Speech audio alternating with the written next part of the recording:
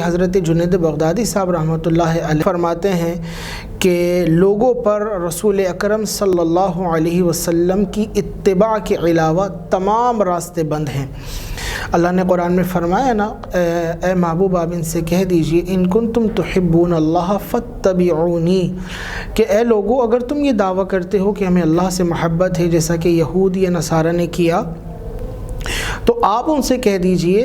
کہ فاتبعونی، میری اتباع کرو، میری پیروی کرو، تو پھر نتیجہ یہ نکلے گا یحببکم اللہ، اللہ تمہیں اپنا محبوب بنا لے گا، اللہ تم پر اپنی رحمتوں کو عام کر دے گا۔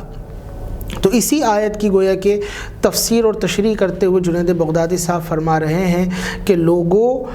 تم پر سوائے سرکار دو عالم صلی اللہ علیہ وسلم کی اتباع کے کوئی اور راستہ نہیں ہے کہ تم خدا تک پہنچ سکو۔ حضور کی اتباع کر کے ہی، پیروی کر کے ہی، انہی کی سنتوں پر عمل پیرا ہو کر ہی تم خدا کا قرب پا سکتے ہو۔